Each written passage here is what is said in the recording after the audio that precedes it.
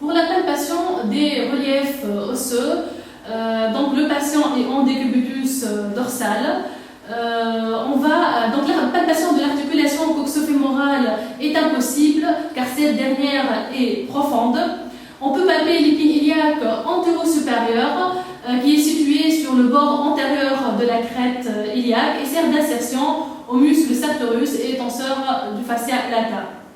Méthode d'approche, donc on va suivre la crête iliaque vers l'avant jusqu'à sentir une protubérance, c'est l'épine iliaque antéro-supérieure. Pour l'épine iliaque antéro-inférieure, donc elle est située légèrement au-dessous de l'épine iliaque antéro-supérieure et sert d'insertion au chef-flanc du muscle droit fémoral. Donc méthode d'approche, depuis l'épine iliaque antéro-supérieure, on va descendre de deux travers de doigts et elle se palpe profondément entre le tendon du fascia lata et du sartorius. Le patient maintenant il est en décubitus latéral. On va repérer le grand trochanter à environ un travers de main sous la crête iliaque latérale. On va palper de façon grossière avec une pression ferme tout autour de la protubérance osseuse et afin de déterminer un point douloureux qui ressemble à la douleur ressentie par le patient.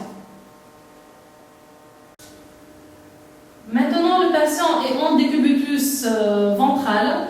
On va palper l'épine iliaque posturo-supérieure. Donc, du sommet des crêtes, la palpation nous permettra de descendre le long de leur relief jusqu'aux proéminences les plus postérieures.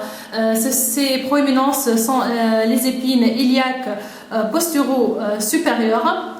Pour la palpation de l'articulation sacro-iliaque, donc on a déjà repéré l'épine iliaque posturo-supérieure à peu près au niveau des fossettes qui sont situées environ à la hauteur de S2.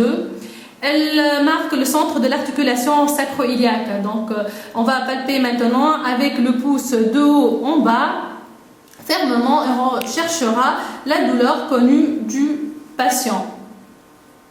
Aussi, la ligne horizontale qui joint le sommet des crêtes iliaques, ça va passer par le disque intervertébral L4-L5.